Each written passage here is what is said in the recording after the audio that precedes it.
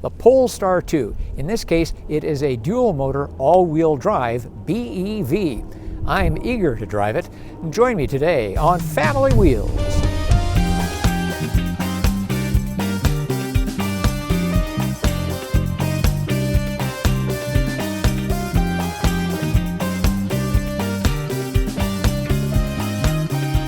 Before jumping into the Polestar 2, I have a brief request. Support Family Wheels simply by giving us a like. It helps spread the word.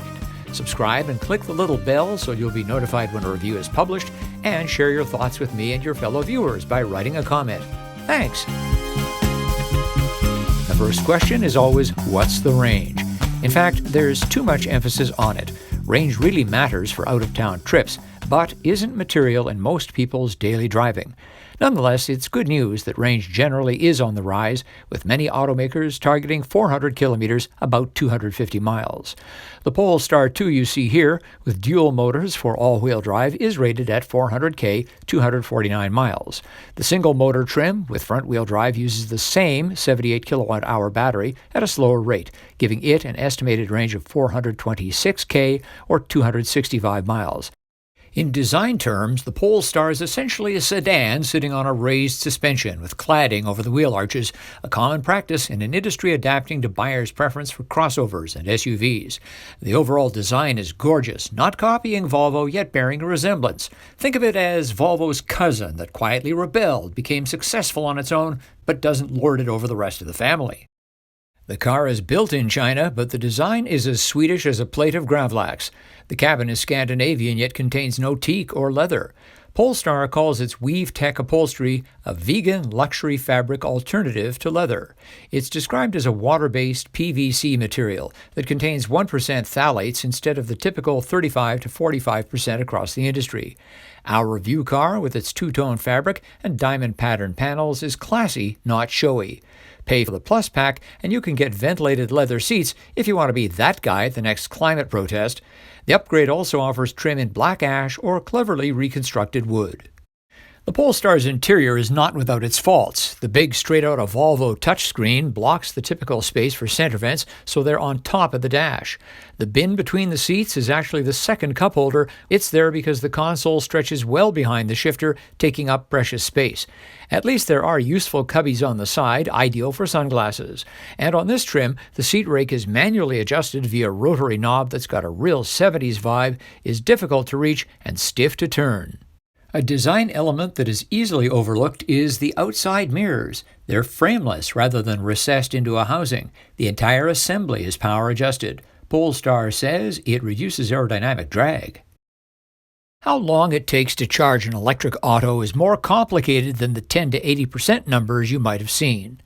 Unlike gas-powered vehicles, there are variables, including the speed of the charging station, how fast the vehicle can ingest electrons, the battery level when charging begins, and temperature. For instance, we pulled up to a 50 kilowatt DC fast charger and got 16 kilowatt hours in 20 minutes, taking the charge from the 30% range to 50%. On a level 2 charger, the commonest one in homes, the estimate to get from 36% to 100 was 8 hours. By the way, charging to no more than 90% is recommended. You get in, and the car starts up. There is no start button on this vehicle. You just get in, the heat is now on, audio is on if you want it, press the brake pedal, put it in gear and go. Our two-motor Polestar can generate 408 horsepower, which would be plenty in an internal combustion car, but is spectacular when the drive is electric. That's because the power is applied instantly, and so is the torque, 487 pound-feet of it, and that's the factor that shoves the driver's seat into your back. So the 400 horsepower and an absolutely stump-pulling amount of electric torque really makes it feel like this thing has more than 400 horsepower. All-wheel drive keeps a tight rein on those horses, and together they create a very European sports sedan feel. The single-motor Polestar 2 would feel less so, because its 231 horsepower and 243 pound-feet of torque only go to the front wheels, although that trim is lighter by 119 kilograms or 262 pounds. I like a good firm ride, and this has that.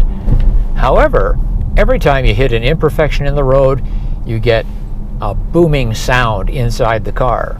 One pedal driving is an option in the settings here on the Polestar, and I find it works very well in traffic like this, but there's no way to adjust it except through the main screen.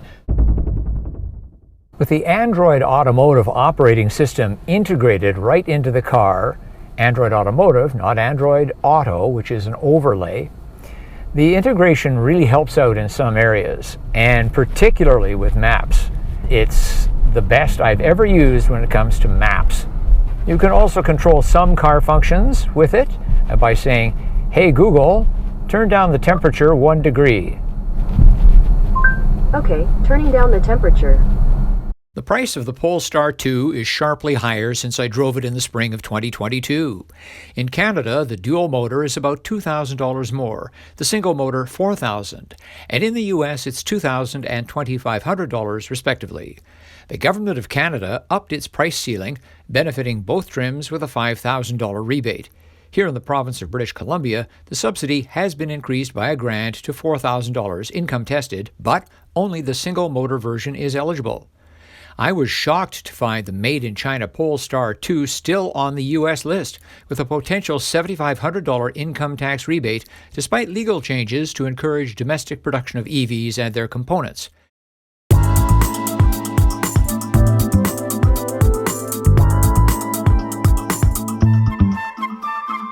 The Polestar 2 does have enough room for our standard cargo of 3 bags of groceries, a backpack, and a stroller, but not a lot more, particularly with the steep angle of the roof at the rear for the hatchback or the liftgate or whatever you want to call it. Underneath here we have a small bin, no spare tire. There's of course the charging cable that comes with electric vehicles. And in this side panel, a 12-volt 120-watt outlet.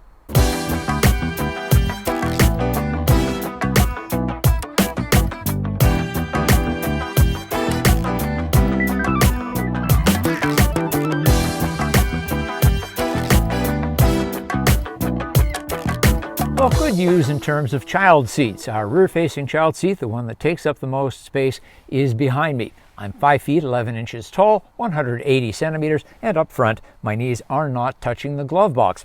Quite comfortable, in fact. Well, I wouldn't call it generous, but there is just enough room for me in the back of the Polestar.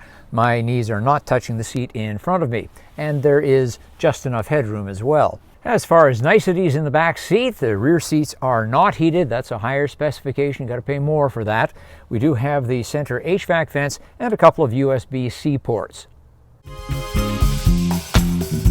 Well, that's our look at the Polestar 2, a handsome car that I really enjoy driving. But what do you think? Leave a comment. As always, thanks for subscribing. Thanks for watching. I'm Richard Detman, and I'll see you next time on Family Wheels.